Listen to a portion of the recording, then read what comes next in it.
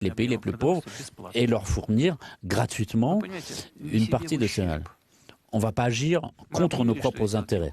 On a dit qu'on se retirait de l'accord, les prix ont augmenté. Donc on a gagné un peu plus d'argent dans notre budget et une partie de ce budget, on partage. Je ne vois rien de mal là, ni pour nous, ni pour les pays les plus pauvres, les pays qui en ont le plus besoin. Alors, à propos des obstacles, oui, de toute façon, ces pays essayent de nous empêcher, ils n'y arrivent pas. En réalité, qu'est-ce qui se passe? Oui, l'affrètement est plus cher. Oui, les assurances sont plus chères. Oui, c'est plus difficile de faire des virements financiers. Mais toujours est-il que ce travail se fait et on reste les leaders en livraison, en fourniture de céréales au monde, malgré toutes les tentatives de nous gêner. Et pour les engrais, c'est la même chose. Oui, on pourrait gagner plus d'argent, ça c'est vrai. Mais d'une manière générale, nous avons déjà des recettes qui sont bonnes. C'est quoi le problème ici? Je l'ai dit, je pense que vous avez dû m'entendre et ceux qui travaillent dans ce domaine sont informés de cela. Tout a commencé pas hier, mais n'a pas commencé par les événements d'Ukraine, mais déjà avant même notre opération militaire spéciale, tout a commencé plus tôt. Ça a commencé à l'époque de la pandémie et les États-Unis et les pays occidentaux, qu'est-ce qu'ils avaient commencé à l'époque à faire? Ils ont fait la même chose que nous, mais à beaucoup plus grande ampleur. Qu'est-ce que je veux dire?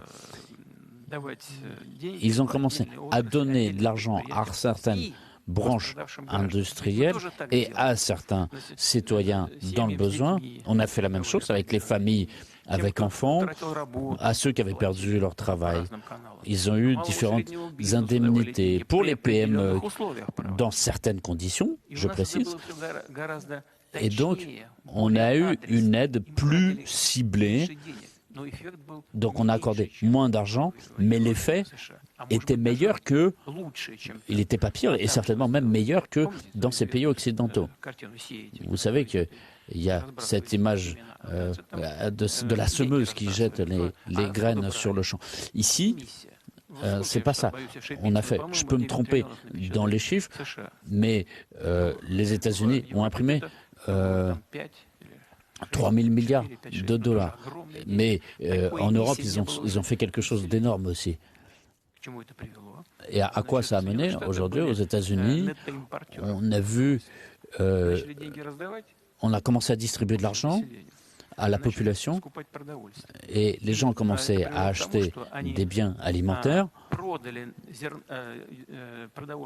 et les gens vivaient, les États-Unis commençaient à vendre des biens alimentaires moins que ce qu'ils avaient acheté. Et donc, ils ont, comme un aspirateur, ils ont vidé le marché international des biens alimentaires. C'est la même chose avec l'énergie. Il n'y a rien de compliqué ici. On le voit. Regardez ce que font les analphabètes en Allemagne. Ils font peur à leur population à propos des changements climatiques. Oui, il y a des changements climatiques. Alors ils disent que c'est des changements anthropogènes. Mais en réalité, personne ne peut répondre clairement à cette question. Et donc, prenons l'énergie nucléaire. Ils ont commencé à fermer, avec le gaz aussi. Mais alors qu'est-ce qu'ils ont fait? Écoutez-moi, est-ce qu'on va tout synthétiser comme ça d'un claquement de doigts? Non. Il faut suffisamment il y a des ressources naturelles qui sont nécessaires.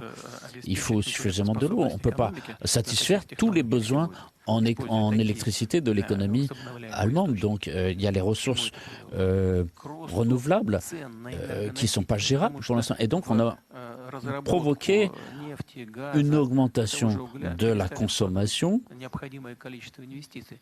Il n'y avait pas les investissements. Et donc les investissements dans le gaz en 10 ans ont considérablement baissé. Et donc ça veut dire que si vous n'avez pas investi aujourd'hui, dans 50 ans, ça va se faire sentir. Donc les prix ont augmenté, notamment dans les conditions de pandémie. Tout ça s'est entraîné comme ça fait un effet boule de neige, ça a provoqué une inflation. Et alors, c'est pas la Russie et l'opération militaire spéciale qui ont... Oui, je reconnais que quand l'opération militaire spéciale a commencé, ça a été un coup de pouce pour l'aggravation de ces problèmes. Mais les problèmes eux-mêmes, c'est pas là qu'ils ont commencé.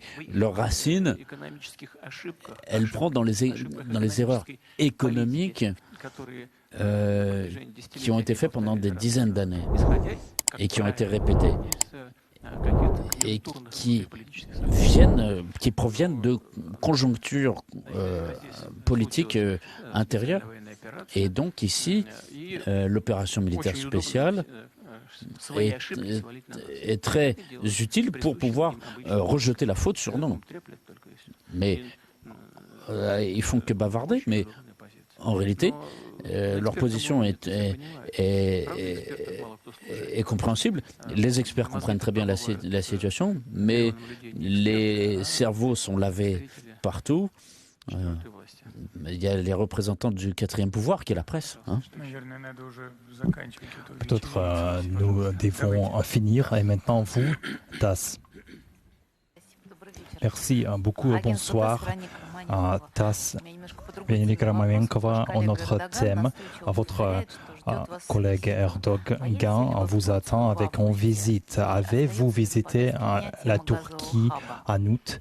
Est-ce qu'il y a l'agenda pour le gazoduc? Oui, c'est toujours à l'ordre du jour. La question, c'est pas le pétrole ou les réserves de pétrole, c'est le gaz. Nos amis turcs le savent très bien. Il s'agit de créer une plateforme électronique de commerce. C'est-à-dire que c'est un lieu pratique pour organiser une telle plateforme électronique parce que la Turquie est devenu un pays de transit pour l'Europe et en principe, son rôle comme pays de transit a tendance à se renforcer.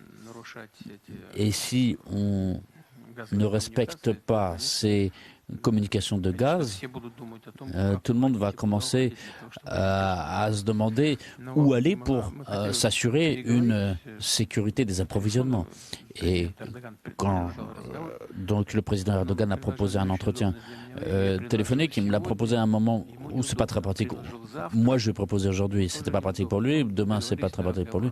Donc, on s'est dit, on va parler mercredi, je crois. Et la visite? Nous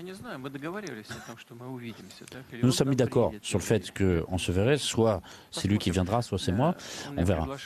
Il m'avait invité à y aller avant les élections, mais après on avait dit que c'était mieux de ne pas le faire avant les élections pour ne pas prêter la main à une spéculation 1 ou 2 semaines avant les élections.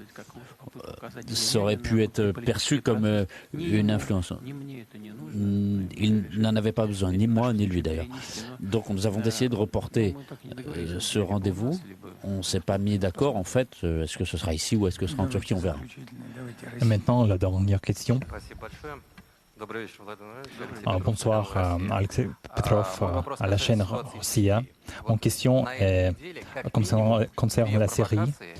Un minimum de provocation avec une participation d'avions des États-Unis. Quelle est la menace? La participation de l'armée américaine. C'est les Américains derrière eux, oui, évidemment. Quelle est la probabilité d'une confrontation directe des militaires russes et militaires de l'OTAN? Est-ce que nous sommes prêts pour ce scénario? On est toujours prêts à tous les scénarios. Mais personne ne le veut. À l'initiative de la partie américaine, à l'époque, nous avions mis en place un mécanisme de résolution des conflits on travaillait en direct, c'est-à-dire qu'il y avait les responsables de certains départements russes et américains discutaient en direct pour résoudre les problèmes qui pouvaient se poser sur le terrain. Et cela montre qu'il n'y a pas de confrontation, personne ne veut de confrontation, mais si quelqu'un veut une confrontation, ce n'est pas nous. En tout cas, nous sommes prêts à réagir. Et vous, s'il vous plaît? Bonsoir, la chaîne Zvezda Natalia Zhetko, Vladimir Vladimirovich. En continuant le thème de l'Ukraine et de la Turquie, je voudrais savoir votre opinion à apporter les combattants de Azov en Ukraine et pour les revenir. Comment cette situation va influencer les relations entre vous et M. Erdogan? Il y avait quelques accords, ils sont violés? Oui, il y a eu des accords. Il n'y aura pas d'autres commentaires. Interfax Agence, Ksenia Cherняeva, Vladimir Vladimirovich.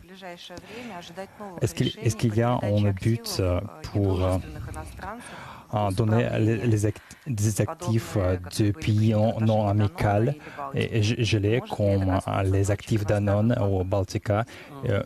Peut-être ce menace touche les autres entreprises? Pour l'instant, rien n'est en préparation.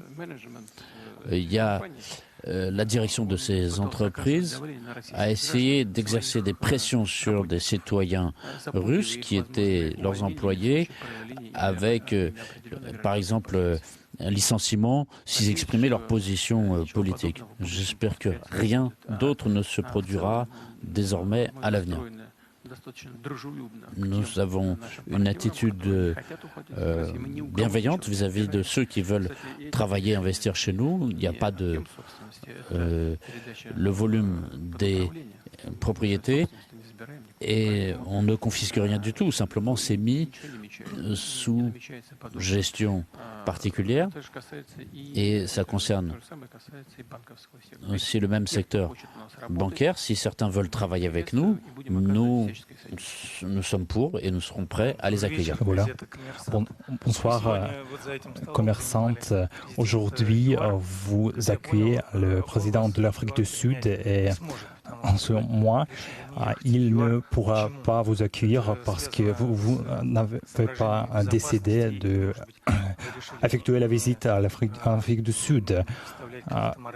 Il y a quelques soucis de sécurité. C'est la première question. Et la question numéro 2.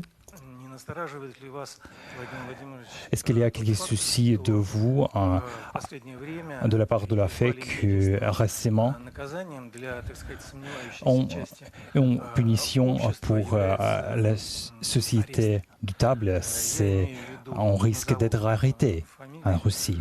Je vais nommer les noms, par exemple Boris Gerlitsky et Yevgeny Berkovitch, récemment en fait.